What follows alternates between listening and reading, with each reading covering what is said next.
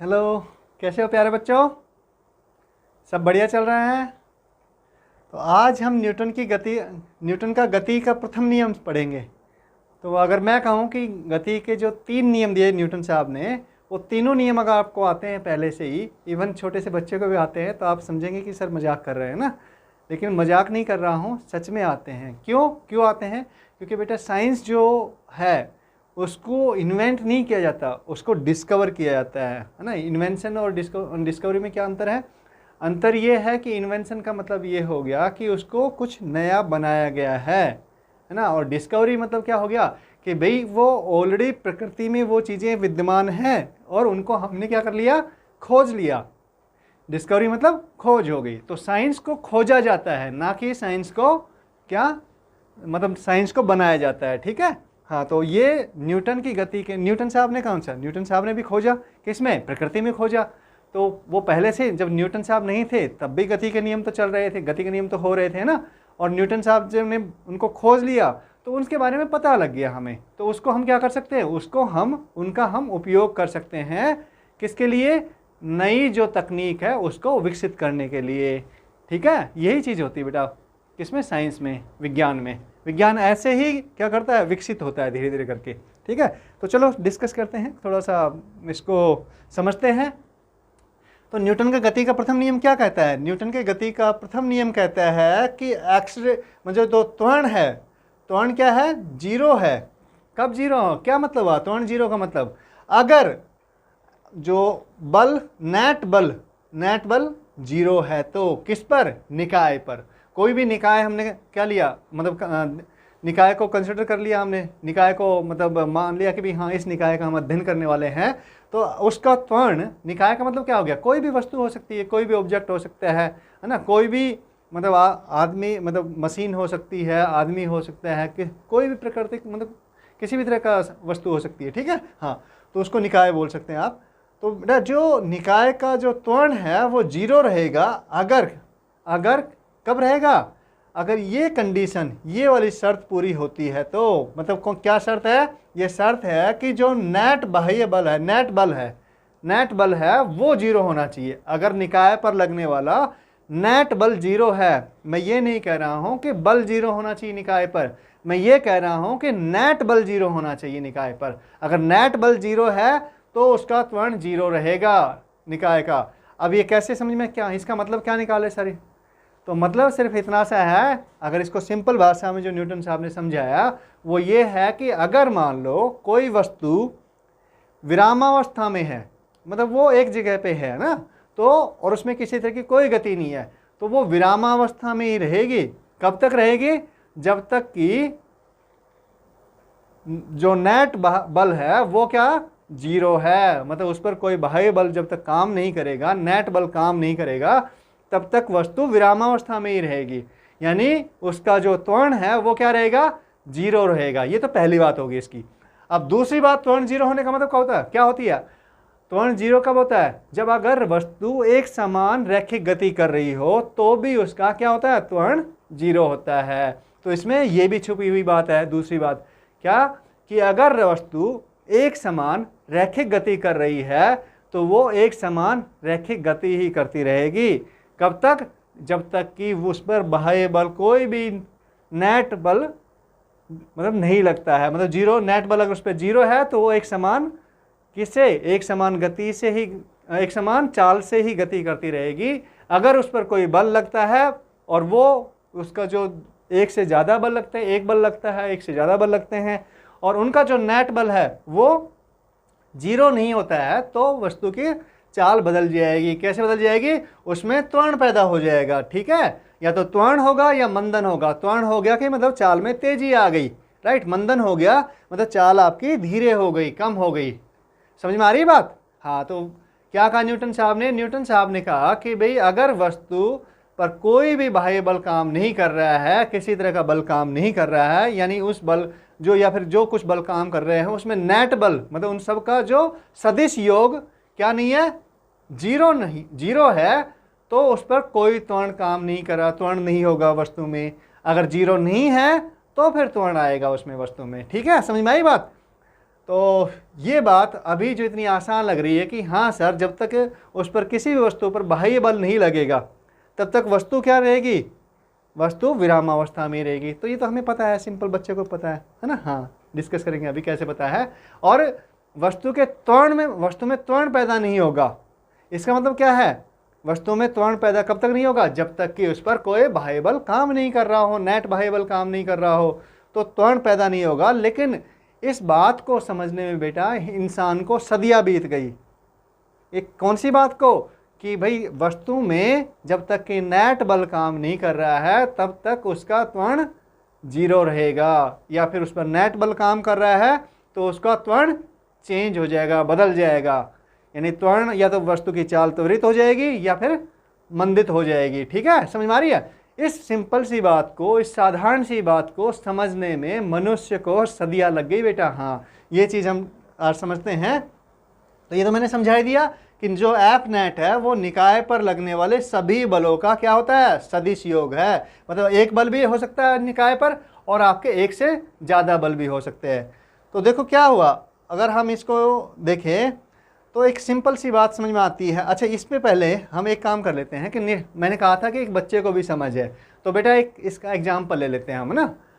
Suppose कल्पना करो कि आपके घर में एक छोटा बच्चा है और वो क्या कर रहा है, वो खेल रहा है, अपने कमरे में खेल रहा है। अब बच्चे को क्या समझ में आता है कि उसको कुछ भूख लगी हुई है, तो वो मम्मी के पास चला गया खाना खाने के लिए, कुछ खाना मांगने के लिए ना, और खेलता हुआ अपने खिलौने वहीं छोड़ के चला गया। अब क्या किया कि बच्चे को जब खाना खाया तो उसके बाद में वह वापस आता है, या थोड़ी देर आराम करने के बाद में वापस आता है, उसको ध्यान आता है कि भाई मेरे खिलौने तो वहाँ रखे हुए हैं। तो बच्चा बताओ मुझे कहाँ पर आएगा, बच्चा जहाँ पर खिलौने छोड़ के गया था वहीं पर वापस आएगा। यानी बच्चे को पता है कि भाई जो खिलौने जहाँ पर रखे थे मैंने, वो वहीं पर रखे मिलेंगे मुझे, आप खुद से चल के नहीं जाएंगे कहीं पर भी, है ना।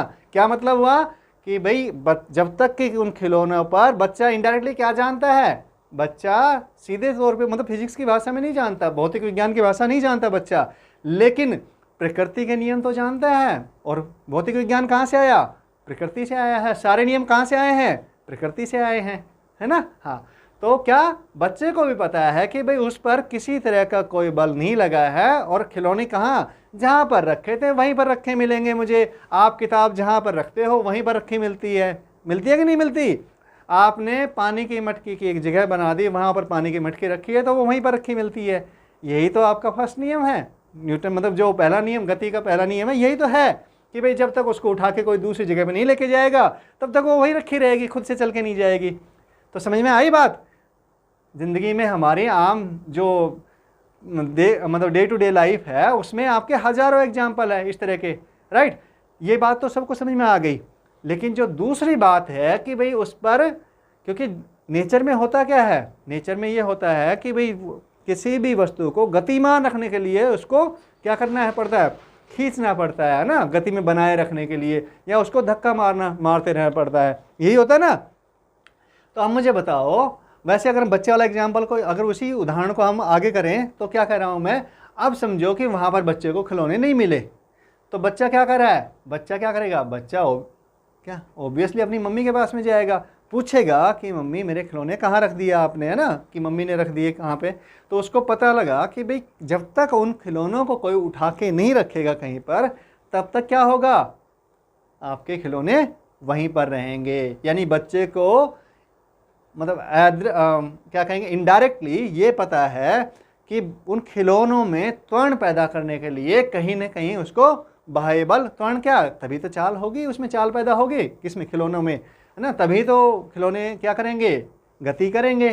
तो उसके लिए कोई ना कोई बल लगाना पड़ता है ना। हाँ, तो इसका मतलब बच्चे को भी पता है कि भाई ये गति का जो पहला नियम है ये बच्चे को समझ में आता है। ऐसे ही गति का दूसरा और तीसरा नियम भी समझेंगे हम बच्चे से ही, ठीक है। हाँ बेटा, आपको भी पता है, इवन आपको भी पता है, और बहुत सारे एग्जाम्पल है।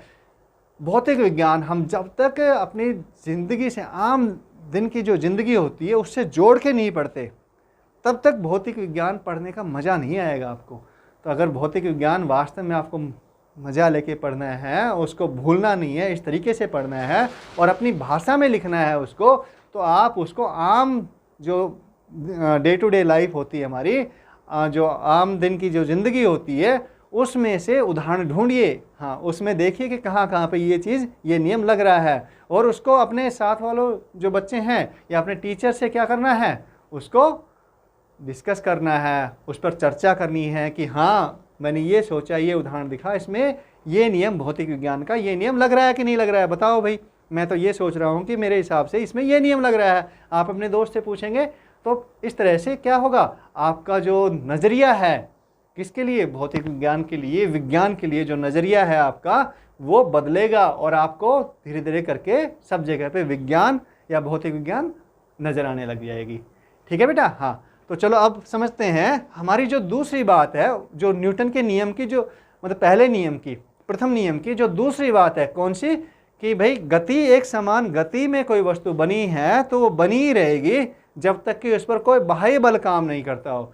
लेकिन ये जो ये बात है, ये हमारी समझ से अभी थोड़ी परे थी, है ना। कैसे परे थी, देखो आपने एक गेंद उठाई और उस गेंद को ऐसे छोड़ दिया, किस पर, फर्श पे छोड़ दिया आपने, तो आप देखेंगे कि गेंद थोड़ी देर बाद में रुक जाती है। रुकती है कि नहीं रुकती है। या आपने किसी भी वस्तु को थोड़ा सा ऐसे पुश कर दिया, ऐसे धक्का मार दिया, किस पर, फर्श पर, तो वो वस्तु रुक जाती है कि नहीं रुक जाती कुछ दूरी चलने के बाद में, बिल्कुल रुक जाती है सर। तो ये जो बात थी, ये शुरू में समझ में नहीं आया कि भाई हाँ ये तो हमें इस पर कोई बल लगाने की जरूरत है ही नहीं, ये तो वैसे ही रुक जाती है। और क्या करना पड़ता है, इसको गति में बनाए रखने के लिए बल लगाने की जरूरत पड़ती है। ठीक है। लेकिन हमारा जो प्रथम नियम है वो क्या कहता है न्यूटन का, वो ये कहता है कि जो प्रथम नियम, कि भैया आप अगर वो एक समान क्या चाल से गति कर रही है तो वो एक समान चाल से गति ही करती रहेगी, उसमें मतलब उसकी चाल धीमी या तेज नहीं होगी जब तक कि इस पर कोई बाह्य बल नहीं लगा रहे हैं। लेकिन हमने तो बॉल फेंकी और वो तो धीरे हो गई, है ना। ऐसे बॉल को किस पर, हमारी जो फर्श है उस पर हमने छोड़ा, ऐसे थोड़ा सा धक्का देके छोड़ दिया तो वो तो धीरे हो गई, कुछ टाइम बाद में रुक गई, यही होता ना। तो ये आम जिंदगी में ऐसा होता है। तो जो ये है अरस्तु साहब, जो ग्रीस में जाने माने क्या है, दार्शनिक हैं, और पहले विज्ञान के भाषा में जिन्होंने सोचने का सबसे पहले कष्ट उठाया, है ना। हाँ, और ये कौन थे, ये सिकंदर महान के गुरु थे बेटा। तो इन्होंने सबसे पहले इस तरह की चीज़ों को थोड़ा सा क्या किया, नियमबद्ध बनाने की कोशिश की। तो इन्होंने क्या कहा कि भाई एक वस्तु को गतिमान रखने के लिए उस पर बल लगाना पड़ता है, लगातार बल लगाए रखना पड़ता है ना। गतिमान रखने का मतलब कि उसी चाल से गतिमान रखने के लिए क्या करना पड़ता है, बल लगाए रखना पड़ता है, इन्होंने ये कहा। और बेटा इनकी बात तर्कसंगत भी लगती है ना। कैसे लगती है, देखो आपने उस टाइम पर क्या होता था कि भाई नदी में या फिर जो समुद्र है आपका, उसमें क्या चलती थी, उसमें नौकाएं चलती थी, बोट चलती थी, नाव चलती थी ना। और उसको देखो यहाँ पे हवा जो है, हवा का जो दबाव बनता है ना, हवा के दबाव से ये पाल बनाई जाती थी नाव पर, और वो हवा का दबाव, जैसे हवा की जो दिशा होती थी, बहने की जो दिशा होती थी, उसके हिसाब से आपकी जो नाव है उसकी गति होती थी पाल पर। वो क्या करती थी, बल लगाती थी। हवा जो चलती है वो तेज हवा चली, ज़्यादा बल लगाया, धीरे हवा चली तो धीरे बल लगाया। अगर इस दिशा में हवा नहीं चली, इस दिशा में हवा चल रही है, तो इसको घुमा देते थे, वो दूसरे किनारे पर पहुंच जाती थी नदी के। कैसे, हवा से, मतलब हवा लगातार इस पर बल लगाए रखती है, तभी उसकी गति होती है। जैसे हवा बंद हुई वैसे इसकी गति रुक गई। तो बिल्कुल सीधी सी तर्कसंगत बात है कि भाई गति को एक समान बनाए रखने के लिए क्या करना पड़ेगा, आपको बल लगाते रहना पड़ेगा, लगातार बल लगाते रहना पड़ेगा। ठीक है। ऐसे ही और एग्जाम्पल ले लो, देखो कार्ट, बुलक कार्ट चलती है ना, मतलब जो आपकी बुलक कार्ट नहीं तो घोड़ा गाड़ी है, घोड़ा गाड़ी का उदाहरण ले लो। हमारे पास में क्या कर रहा है भाई, इसको घोड़ा जो गाड़ी है इसको एक समान चलाए रखने के लिए घोड़े को क्या करना पड़ेगा, इसको खींचते रहना पड़ेगा, ताकत लगाती रहनी पड़ेगी। किस पर, गाड़ी पर ताकत लगाते रहने पड़ेगी। जैसे ही इसने रोक दिया तो वैसे गाड़ी रुक जाएगी। ऐसा ही होता ना। हाँ, ये तो बिल्कुल व्यवहारिक बात है, तर्कसंगत बात है। तो इन्होंने क्या कहा, यही बात इन्होंने कही है कि भाई एक समान गति को बनाए रखने के लिए, एक समान चाल में गति को बनाए रखने के लिए क्या करना पड़ेगा, उस पर एक बाह्य बल लगाए रखना पड़ेगा हमें। ये बात इन्होंने कही उस टाइम पर। और ये कब की बात है बेटा, ये आपकी 3rd BC की बात है ना, करीब ईसा मसीह के मतलब जन्म से 200-300 साल पहले की बातें हैं ये। ठीक है। हाँ, उसके बाद में ये देखो हवा क्या आपके जो ये कुछ किसके, नारियल के पेड़ हैं। इस पेड़ को देखो गति, इसमें देखो इसकी जो पत्तियां हैं और इसकी जो क्या कहेंगे ब्रांचेज है ना, ब्रांचेज कैसे हो रखी है, हवा का दबाव पड़ रहा है और ये मुड़ रखी है, मतलब ऐसा लग रहा है ना तेज हवा चल रही है इसमें ना। तो देखो इनकी भी गति को बनाए रखने के लिए, इस पोजीशन को बनाए रखने के लिए क्या करना पड़ता है, हवा का बल लगा रही है इन पर। ऐसे देखो ये पेड़ हिल रहे हैं ना, तो इसका मतलब क्या हुआ, इनकी बात बिल्कुल तर्कसंगत थी। क्या क्या तर्कसंगत थी कि भाई गति को बनाए रखने के लिए तो बल की आवश्यकता पड़ती है, इस बात में तो कोई वो दो राय नहीं है। अब लेकिन क्या हुआ कि करीब ये बात, अब अरस्तु जी कौन थे, बहुत बड़ा नाम है, सिकंदर महान के गुरु हैं, तो उन पर सवाल कौन उठाए। तो लोगों को हो सकता है किसी ने ऑब्जर्वेशन किया हो, इस तरह के कुछ उदाहरण सामने आए हो लोगों को कि कुछ किस पर, जो हमारी बर्फ़ होती है, बर्फ़ पर क्या होता है, घर्षण बहुत कम होता है। उनकी बात में कमी कहाँ थी, गलती कहाँ कर दी उन्होंने ये गलती की कि उनको पता, उन्होंने ये चीज़ नहीं सोची कि भी जैसे ही मूवमेंट होती है, जैसे गति होती है, वैसे ही उस पर जो जिस तल पर जिन दो आपस में जो स्पर्श क्षेत्र बनते हैं तलों पर, मतलब गेंद का, अगर ये गेंद है तो ये गेंद और ये फर्श आपकी, ठीक है ना, ये इनका जो स्पर्श क्षेत्र बन रहा है, यहाँ पर क्या होता है, घर्षण होता है। किसकी वजह से, जो आपके जो तल हैं, जो स्पर्श क्षेत्र हैं, वहाँ पर क्या हो रहा है, वहाँ पर आपका सरफेस रफनेस की वजह से, मतलब सरफेस रफनेस का मतलब हो गया कि भाई वो कैसे हैं, एकदम मतलब वैसे नहीं है, घर्षण रहित नहीं है, उनमें क्या है, दोनों तलों में घर्षण है बेटा, ठीक है। हाँ, तो घर्षण का जो बात थी वो अरस्तु साहब ने समझ नहीं पाए, इस वजह से उनका जो नियम था वो कहीं न कहीं पर बाद में जाके गलत सिद्ध हुआ।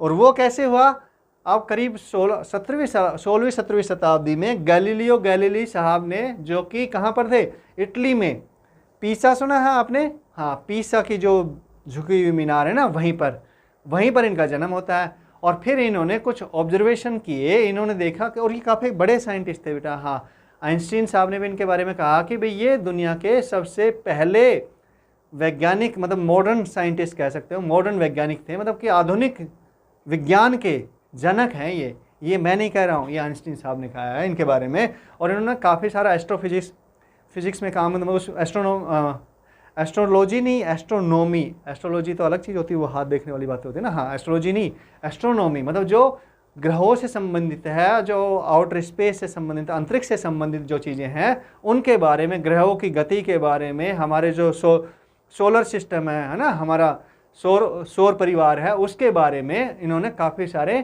चीज़ों की खोज की और उनके नियम बनाए, ठीक है।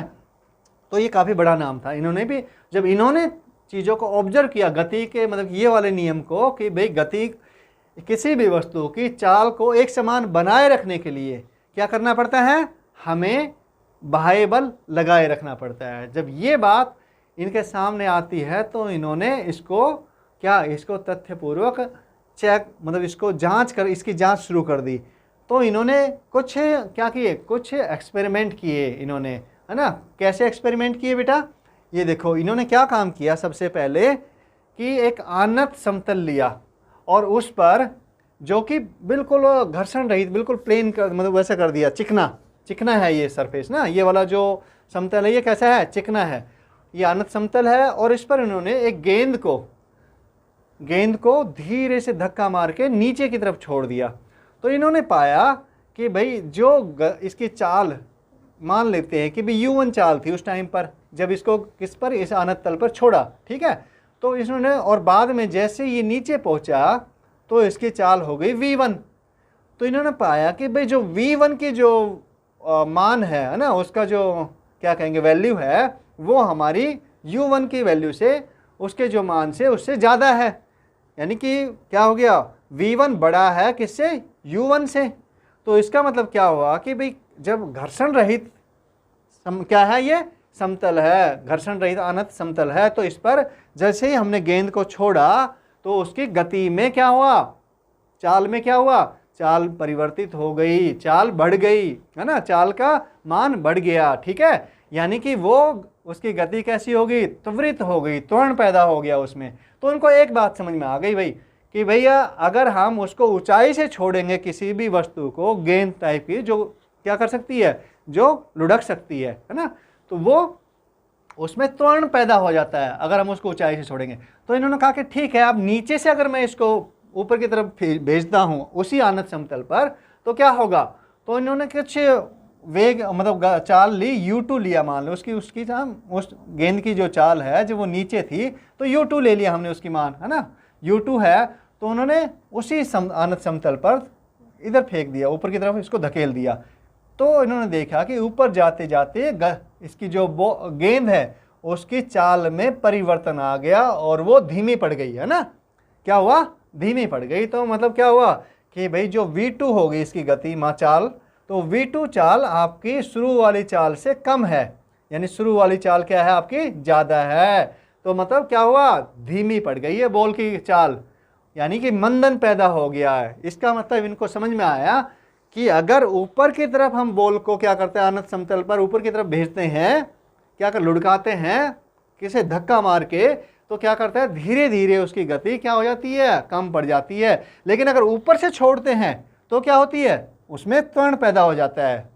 तो ये बात इनको थोड़ी सी दिमाग में आई कि भी हाँ। तो इन्होंने कहा कि ठीक है, अगर समतल पर ही हो, समतल को भी चिकना बना दिया जाए, कैसे, क्षैतिज समतल को, तो उस पर अगर बॉल को धक्का दिया जाए तो क्या होगा। तो इन्होंने देखा अगर ये चिकना सरफेस है ना, घर्षण रहित है, तो जो चाल उसकी यहाँ पर थी जब इन्होंने इसको पुश किया, धक्का मारा इस गेंद को, तो वो आगे चलने के बाद में भी लगभग वही चाल रहती है। क्या, इसमें ना तो कोई त्वरण पैदा हुआ और ना ही कोई मंदन पैदा हुआ।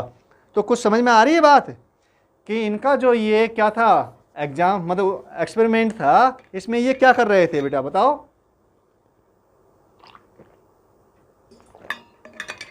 इनको ये बात समझ में आ गई कि भाई अगर गेंद नीचे की तरफ आती है तो क्या करती है, इसमें कोई उन्होंने बल तो लगाया नहीं, तो अपने आप ही त्वरित हो जाती है। और ऊपर की तरफ जाती है तो क्या होती है, अपने आप ही मंदन आ जाता है उसमें। और जब एक समतल पर ही चलती रहती है तो लगभग ना तो उसमें त्वरण आता है, अगर चिकना सरफेस है, कैसा सरफेस है, चिकना तल है, समतल है, तो ना तो उस पर त्वरण आता है और ना ही मंदन आता है। तो इनको कुछ कुछ दिमाग में चीज़ें दौड़ने लग गई। अब इन्होंने इस जो इनका एक्सपेरिमेंट था इसको क्या किया, इसको इन्होंने थोड़ा सा और किया। अब क्या किया, वो जो समतल सरफेस था उसको बीच में ले आए और अब इन्होंने यहाँ से इसको क्या किया, बस छोड़ दिया इसको, किसको, लुढ़का दिया गेंद को। और माना कि शुरू में उसको कोई धक्का नहीं दिया तेज, तो ये लुढ़कती हुई चली आई नीचे। और चिकना सरफेस है भाई, पहले बता चुके हैं ना, घर्षण रहित सरफेस, सारे तो समतल कैसे हैं, घर्षण रहित है, चिकने सरफेस है ना। और इसने देखा कि भाई ये इसकी जो ऊंचाई है कहाँ से, ग्राउंड से, है ना, क्षैतिज ग्राउंड जो हो गया वहाँ से आपकी ऊंचाई कहाँ तक हो गई, ऊंचाई हो गई आपकी ये H। तो अब H ऊंचाई से इन्होंने गेंद को क्या किया, हल्का सा पुश करके छोड़ दिया। मतलब इनिशियल जो उसकी शुरुआती चाल है वो हम मान सकते हैं 0 थी, ठीक है, चिकना सरफेस है, तो इनको पता था नीचे आएगी तो चाल बढ़ेगी। तो यहाँ पर आते आते चाल क्या हो गई, बढ़ गई बेटा, ठीक है। अब क्या हुआ कि देखो समतल पर चलती रही, तो इन्होंने देखा था कि पहले क्या थी, चाल लगभग बराबर रहती है, चाल तो चेंज होती नहीं है। क्यों, क्योंकि चिकना सरफेस है। अब चिकना सरफेस यहाँ पे कुछ न कुछ रोल प्ले कर रहा था, मतलब कुछ न कुछ था चिकने सरफेस से संबंधित, जो कि चाल बढ़ती है या फिर चाल समान रहती है ना, या फिर कम होती है। तो इन्होंने देखा, फिर इसके बाद में क्या काम किया, बॉल आई नीचे, गेंदी नीचे आई और यहाँ पे चलती हुई यहाँ तक पहुँच गई और फिर इसने चढ़ना शुरू कर दिया। तो इन्होंने देखा कि लगभग समान ऊंचाई तक बॉल क्या हुई, ये गेंद चढ़ गई ऊपर। यहाँ पे H ऊंचाई से इसको नीचे छोड़ा गया था, इधर दूसरे वाले आनत तल पे ये H ऊंचाई तक चढ़ गई बेटा। समझ में आई बात कुछ। तो इनके दिमाग में कुछ और घंटी बजी। क्या घंटी बजी कि भाई जितनी ऊंचाई से छोड़ा उतनी ऊंचाई तक वापस पहुंच गई, उतनी ऊंचाई तक ऊपर चढ़ गई, दूसरे आनत तल पे, है ना। अब समझो इन्होंने अब थोड़ा सा और इन्होंने दिमाग दौड़ाया। तो अब क्या काम किया, उन्होंने दूसरा वाला जो आनत समतल है उसको लंबा कर दिया। कितना, क्या कर दिया, लंबा कर दिया इसमें इस तरह से। लेकिन जो ऊंचाई है ये वाले आनत समतल की ऊंचाई भी H रखी और इसकी ऊंचाई भी H रखी। तो अब क्या काम किया, इन्होंने बॉल को वापस वही गेंद को छोड़ दिया भाई, शुरू मतलब हल्का सा पुश कर दिया। तो हम मान सकते हैं कि भी उसकी शुरुआती जो चाल थी वो 0 थी, ठीक है। और वही चिकना सरफेस, घर्षण रहित चिकना सरफेस मतलब चिकना समतल तल है ना, हाँ सरफेस मतलब तल हो गया बेटा। तो ये आपका घर्षण रहित तल है। तो इसने छोड़ा तो यहाँ से चलती हुई और वापस चलती गई चलती गई चलती गई, ऊंचाई पर चढ़ती गई इस पे अनंत समतल पर, और इन्होंने देखा कि भी h ऊंचाई तक ही ये चढ़ गई, बोला ना, मतलब दूरी तो ज़्यादा तय कर ली इसने लेकिन चढ़ी h ऊंचाई तक ही। कितने? h ऊंचाई तक ही चढ़ गई। तो इनको समझ में आएगा कि अगर h ऊंचाई से हम गेंद को छोड़ते हैं तो वापस वो h ऊंचाई तक ही चढ़ रही है, दूरी तो ज़्यादा तय कर रही है लेकिन चढ़ उतना ही रही है, उतनी ऊंचाई तक चढ़ रही है। कुछ समझ में आई बात? इनके दिमाग में और घंटी बजी। तो अब इन्होंने क्या काम किया कि भाई चलो इसको इस अनंत समतल को हटा देते हैं। इसको हटा दिया इन्होंने और ये जो समतल है इसको बड़ा कर दिया इन्होंने। तो अब देखा और फिर उसके बाद में वही h ऊंचाई से इन्होंने गेंद को छोड़ दिया। सॉरी, तो वही h ऊंचाई से इन्होंने गेंद को छोड़ दिया। तो अब और ये सब घर्षण रहित है पूरा, ये अनंत समतल भी और आपका ये तल भी क्या है, घर्षण रहित है, चिकना तल है। तो क्या किया, देखा कि इन्होंने गेंद आई और गेंद की जो यहाँ से जो इसके चाल बनी v, नीचे उतरते ही v चाल बन गई। तो इसके बाद में जैसे ही समतल पर चल रही है तो v चाल से ही गेंद चली जा रही है। क्यों? क्योंकि चिकना तल है, घर्षण नहीं है, यहाँ पे घर्षण रहित है। तो इनको बात समझ में आई कि भैया अगर कोई वस्तु किसी चाल से चल रही है, एक समान चाल से चल रही है, तो उसको समान चाल में बनाए रखने के लिए किसी तरह के बल की जरूरत नहीं है। क्या बात समझ में आई? कि जो गैलीलियो गैलीली ने कहा वो किसका, जो अरस्तु साहब ने कहा उसका ठीक उल्टा था। वो कह रहे थे कि भाई एक समान चाल में बनाए रखने के लिए वस्तु को एक बाह्य बल की जरूरत पड़ती है।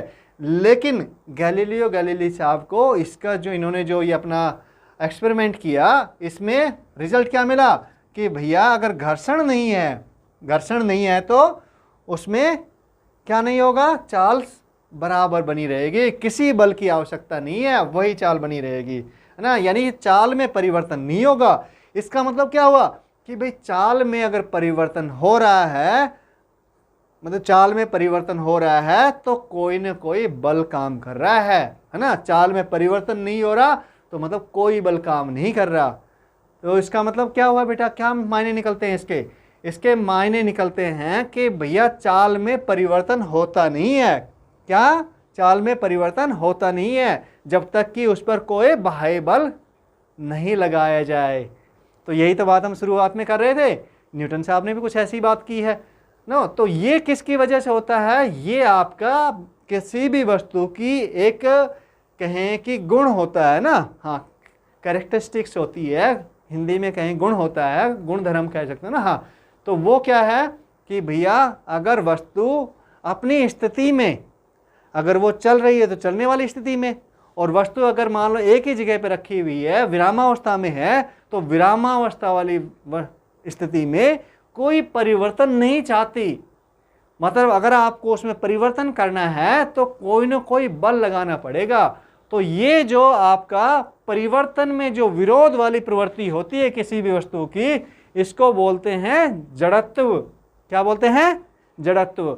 तो गैलीलियो गैलीली साहब ने जड़त्व का नियम दिया। उन्होंने उस टाइम पर, मतलब न्यूटन साहब तो उसके बाद में आए हैं, तो न्यूटन साहब का नियम तो दे नहीं सकते, वो तो न्यूटन साहब को देना है ना, आगे चल के उनको भी काम करना पड़ेगा ना। किनको? न्यूटन साहब के लिए छोड़ के जाएंगे कुछ ना कुछ। तो उन्होंने इस नियम को जड़त्व का नियम दिया और उन्होंने कहा कि भाई अरस्तु ने जो बात कही है वो बात नहीं है, उसके ठीक उल्टी बात सत्य है। क्या? कि भैया वस्तु के जो त्वरण तब तक पैदा नहीं होगा किसी वस्तु में जब तक कि उस पर बाह्य बल ना लगाया जाए। एक समान गति के लिए किसी बाह्य बल की आवश्यकता नहीं है।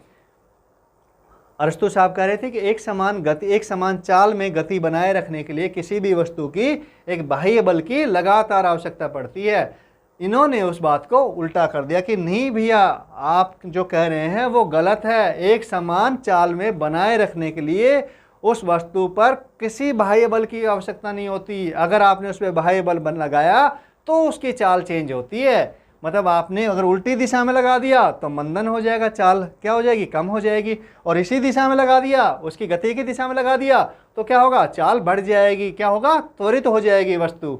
तो बात क्लियर हुई। और इसके इस नियम को कि वो चल रही है तो चलती ही रहेगी, और या फिर विरामावस्था में तो विरामावस्था में ही रहेगी, ये वाली जो बात है मतलब वस्तु की, ये जो क्या हो गया, ये आपके नियति जो वस्तु की है, इसको उन्होंने कहा क्या, जड़त्व। मतलब किसी भी परिवर्तन में विरोध करती, कोई भी वस्तु उसकी स्थिति में परिवर्तन का विरोध करती है, चाहे वो विरामावस्था की अवस्था हो या फिर एक समान चाल से गति की अवस्था हो। तो वो जड़त्व का नियम हो गया बेटा, ठीक है। अब आए न्यूटन साहब। तो न्यूटन साहब ने भी क्या, न्यूटन तो भाई मॉडर्न जो फिजिक्स है उसके फादर ही हैं एक तरह से ना। हाँ, मॉडर्न साइंस का फादर तो उनको बोलते हैं, लेकिन फिजिक्स तो न्यूटन साहब ने खूब सारी बनाई है। आपके जो गणित है वो भी खूब सारी बनाई न्यूटन साहब ने। उनके नियम तो यहाँ पर भी हैं, मैकेनिक्स में भी हैं उनके नियम, आप दूसरे जो ऑप्टिक्स में भी देखेंगे उनके नियम आपके इसमें भी हैं, फ्लूइड मैकेनिक्स में भी, मतलब आप उनका कंट्रीब्यूशन है। तो मैथ में भी खूब सारा कंट्रीब्यूशन है, कैलकुलस बना के रखी है उन्होंने, है ना। हाँ, तो न्यूटन साहब तो द ग्रेटेस्ट साइंटिस्ट हैं ही बेटा। तो अब इन्होंने भी कुछ एक्सपेरिमेंट किए, और कुछ एक्सपेरिमेंट एक हम इसको समझ सकते हैं इसी एक्सपेरिमेंट को कि भैया आइस हॉकी आपने देखी, आइस हॉकी कभी देखी हो? आइस हॉकी क्या होती है, जो बर्फ़ पर जो हॉकी खेली जाती है। तो उसमें क्या स्टिक होती है, हमारी हॉकी वाली स्टिक होती है, जो हॉकी हम खेलते हैं ना, हॉकी खेलते हैं, आपने भी खेली होगी, बचपन में खेली होगी ना। हाँ, अभी भी खेलते होंगे, कुछ बच्चों को शौक होगा, हो सकता है कुछ स्कूल के टीम में हो। तो बेटा जो बच्चे जैसे हॉकी खेलते हैं, तो हॉकी में तो क्या गेंद होती है, यहाँ पर जो आइस हॉकी होती है, बर्फ़ पर जो हॉकी खेली जाती है, जो मेनली कहाँ पे, आपके जो यूरोपियन कंट्रीज हैं जहाँ पे बर्फ़ के मैदान बनते हैं, है ना, कनाडा वगैरह में बनते हैं, अमेरिका में बनते हैं, और जो यूरोपियन कंट्रीज जो ऊपर वाली जो स्कैंडिनेवियन कंट्रीज है ना, मतलब वो वाले देश हैं, उनमें क्या होता है, बर्फ़ के मैदान बने होते हैं, आपके रशिया वगैरह में, यहाँ पर आइस हॉकी खेली जाती है। तो यहाँ पर क्या होता है, ये मैदान हो गया आइस हॉकी का, और आइस पे आपको पता है ना, बर्फ़ पर क्या होता है, फिसलन बड़ी तेज़ होती है। क्यों होती है बर्फ़, ये वाली नहीं कि भाई जो मतलब हमारे कश्मीर में शिमला में पड़ती है ना, वो चीज़ नहीं कह रहा हूँ बर्फ़, क्योंकि उसमें तो क्या होता है धीरे धीरे जमती है। नहीं, जो बर्फ़ बिल्कुल किस पे जमी हुई है अच्छे से, और मतलब काफ़ी टाइम से जमी हुई है, कभी पिघलती ही नहीं है ना, और बिल्कुल मैदान बन गया बर्फ़ का, तो वो वाली बर्फ़ की बात कर रहा हूँ। तो उसमें क्या होता है, उसमें फिसलन होती है। आप अगर आपको कोई एक्सपेरिमेंट करके देखना हो तो इसमें बर्फ़ की सिल्ली मंगवा लेना बाजार से, और उस पर देखना, आप उस पर पाओगे कि वो फिसलन होती है बर्फ़ पर, ठीक है। हाँ, ये चेक भी कर सकते हो आप, कोई दिक्कत नहीं है। तो आइस हॉकी में क्या होता है कि ये बॉल की जगह पे इसको बोलते हैं एक मतलब इस तरह की डिस्क टाइप में होती है बेटा, तस्तरी होती है ना, थोड़ी मोटी तस्तरी हो गई, किसकी लकड़ी वगैरह की कुछ होती है, तो उसको आइस हॉकी पक बोलते हैं। तो और वो स्टिक यूज करते हैं, तो स्टिक से ऐसे इसको फोर्स करते हैं ऐसे, है ना, और कहाँ वही गोल में डालना होता है इसको ना, गोल तक पहुँचाना होता है। तो ये एक बार जब इसको मारते हैं तो ये चला ही जाता है दूर तक। पक क्या करता है, एक बार इसको स्ट्राइक किया और ये चला जाता है, इसकी गति में, चाल में कोई परिवर्तन नहीं आता। तो इससे ये थोड़ा और कंफर्म हो गया कि भाई जो गैलीलियो गैलीली ने कहा है वो बिल्कुल सही बात है, कि इस पर चाल में परिवर्तन के लिए, मतलब चाल को एक समान बनाए रखने के लिए, नियत बनाए रखने के लिए किसी तरह के बाह्य बल की आवश्यकता नहीं होती। समझ रहे हो? हाँ, अतः चाल को नियत रखने के लिए किसी बाह्य बल की आवश्यकता नहीं होती। तो न्यूटन साहब ने क्या काम किया कि भाई जो इस तरह के जितने भी ऑब्जर्वेशन थे, जो भी काम किया गया इस दिशा में, और उन्होंने खुद जो काम किया उसको क्या कर दिया, उन्होंने एक मतलब नियम के रूप में दे दिया कि हाँ, उनको बिल्कुल अच्छी भाषा में लिख दिया कि भाई हाँ, व्यवस्थित तरीके से इन बातों को समझा जा सके, और इनको समझ के कुछ तकनीक क्या की जा सके, विकसित की जा सके, ठीक है। तो इसके लिए उन्होंने नियम बना दिया। न्यूटन साहब ने फिर अपना, न्यूटन का जो पहला नियम है, हमने पहली बार शुरू की जो फर्स्ट स्लाइड में देखा था ना, हाँ, वो नियम बनाया कि भाई किसी भी वस्तु में, कोई भी वस्तु अगर विरामावस्था में है तो वो विरामावस्था में ही रहेगी जब तक कि उस पर कोई बाह्य बल काम नहीं कर रहा हो। मतलब उसमें त्वरण आपका जीरो रहेगा जब तक कि उस पर बाह्य बल नहीं हो। लेकिन जैसे बाह्य बल आ गया तो विरामावस्था से क्या हो सकती है, गति में आ सकती है, उसमें त्वरण पैदा हो सकता है, ठीक है। और अगर एक समान चाल से चल रही है तो वो समान चाल से ही चलती रहेगी, पहली बात विरामावस्था वाली। दूसरी बात, एक समान चाल से, क्योंकि त्वरण कब पैदा हो गया, त्वरण अगर समान चाल बदल गई तो भी त्वरण हो गया, और अगर विरामावस्था से चाल में आ गई तो भी त्वरण पैदा हो गया, है ना। हाँ, तो कह रहे हैं कि भाई त्वरण तो तभी जीरो रहेगा जब बाह्य बल जीरो होगा, न्यूटन साहब ने कहा। और तो इसको सिंपल भाषा में क्या कहा कि भाई विरामावस्था में तो विरामावस्था में पड़ी रहेगी। आप सोए हैं तो आप क्या करते हैं, हमारा दिमाग क्या करता है, भाई आराम से सोए रहो, है ना, यही चीज़ होती है ना, हम सोचते भी वैसे ही, हमारा दिमाग भी ऐसे सोचता है। तो विरामावस्था में ही रहेगी जब तक कि कोई बाह्य बल काम ना करें, है ना, कुछ खाने की अच्छी चीज़ ना बन जाए, तब तक हम ऐसे ही सोए रहेंगे। ये होता है, ठीक है चलो।